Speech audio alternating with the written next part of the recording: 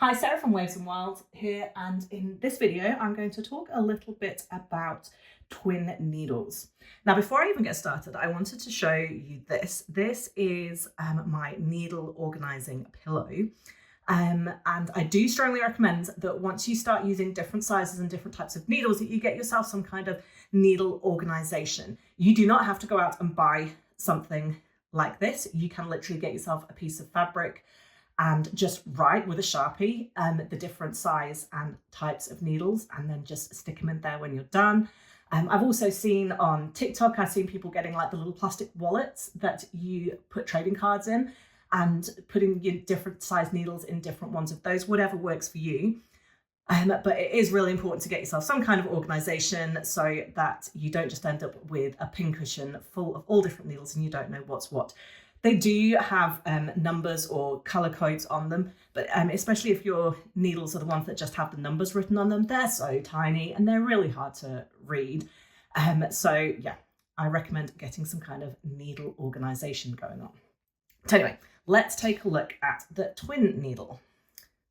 So a twin needle literally is what it sounds like. It is two needles. So you have two needles here coming out of a single shank, so they can do two lines of stitching at the same time.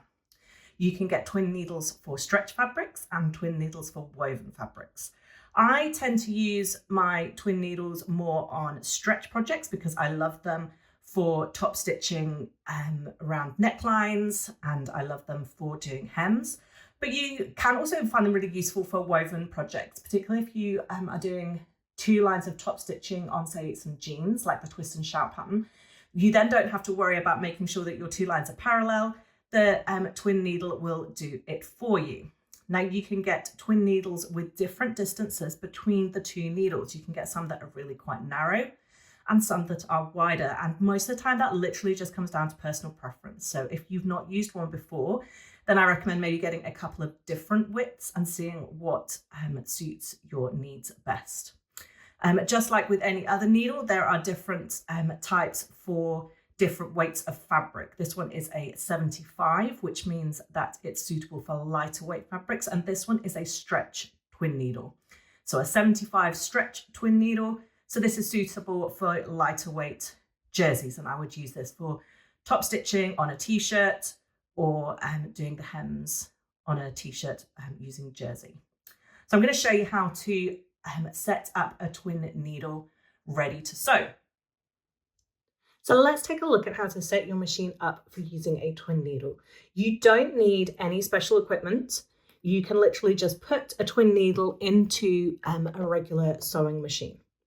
So the first thing that I need to do is I need to change my needle, and for my machine I just turn this little screw here and the needle will pop out, and I will put that into my special needle cushion so that I know what kind of needle it is. I can then just place my twin needle up into the machine and turn that screw to tighten it.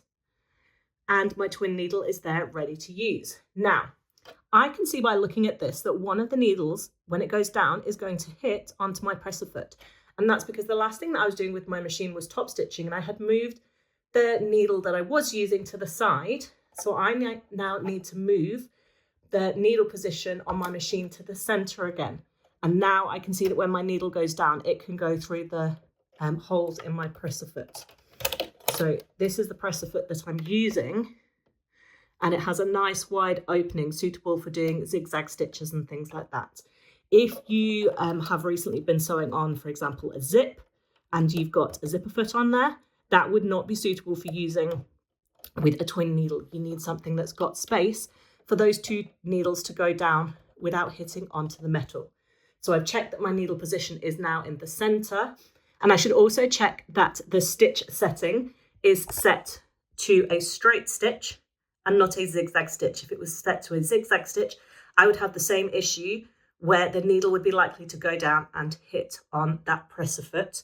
And I can't tell you how many times I have done that by accident and broken the needle, usually when I'm just one seam away from finishing a project and I don't have a spare one at home, and it's super frustrating, let me tell you. The next step is to actually thread your machine. Now, I've already got my bobbin thread down in the bobbin. That is just threaded in the exact same way as when you're using a single needle. So I've just actually left the bobbin in there from my last project. And then, because we are using a twin needle, you're going to need twin threads. So you need 2 of the same thread. You don't want to be using 2 different types of thread because that can cause issues, because one could be slightly heavier or lighter than the other. So you want 2 of the same thread. It doesn't have to be the same color. It can look quite cool if you use different colors, but you want to use the same type of thread. Now, the main thread on my machine goes horizontally along here. So you can just about see it poking out the top there. So that's where I normally place my thread when I'm using a single needle. And then I've got this second place here where I can put a second spool of thread. And most machines should come with a position where you can put a second spool of thread. If yours doesn't, then it's generally a really cheap accessory to buy a second one, because it is just a sort of a plastic stick of that you can just pop on. So it's not an expensive addition if your machine doesn't have one or you happen to have lost it. So I've now got 2 threads going on, and I literally just thread the machine in the exact same way, except that I'm going to take 2 threads along with me instead of just 1. Now, I have read in different places that some people strongly recommend that you thread one and then thread the other, and other people say that you need to thread both at the exact same time. I've done both, and I regularly do both, just depending on what I'm doing, and I've never actually found that it makes any difference to me. But if you are finding that your machine is unhappy, perhaps try the other way. So if you threaded both at the same time, carefully unthread and try threading just one all the way, and then just the other one all the way. So I've taken my threads through literally exactly the same as I would if I was threading it for a single needle. So it's gone across to here, down, back up, and down again. And then I just need to thread the 2 threads through the eyes of those needles, which is a little bit fiddly. And I can't, unfortunately, use my automatic needle threader because it doesn't go into the position of where the twin needles are. But that's okay, I can manage this. So now you can see that I have the 2 threads threaded into the 2 needles.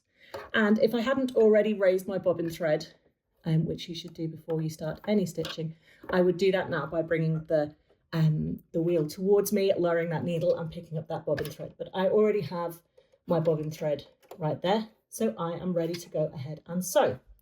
Now, I've mentioned already that you need to make sure that your stitch is set to a straight stitch, not a zigzag or a decorative stitch, because then you run the risk of these needles hitting your presser foot and they will break. So you want a straight stitch. I generally use a medium to a longer length straight stitch. And then you literally just go ahead and sew, and I will show you what that looks like.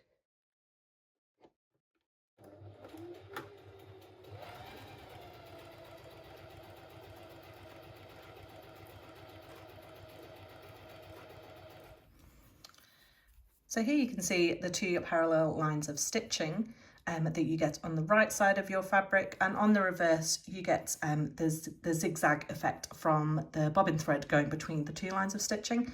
And because this is a stretch fabric, I need to make sure that it stretches nicely, which it does. Now, if I bring you in really close, you might just be able to see that some of my top thread has actually come through onto the reverse of my fabric. It is a little tricky to see because both threads are pink, but they are actually a slightly different shade of pink. But there is just a little of my top thread showing on the reverse side of my fabric. So that tells me that my tension for this isn't quite perfect, and that perhaps my upper tension is a little bit loose. So if I was actually sewing a garment right now, my next step would be to go and experiment with adjusting my tension just a little to try and just get that a touch neater, and so that I couldn't see that top thread coming through to the back. However, it's sewn really beautifully. It's sat really nice and flat. It's not tunneling at all, which happens when your tension's really badly out. You end up with like the middle of your 2 lines of stitching sticking up like that, and that's called tunneling.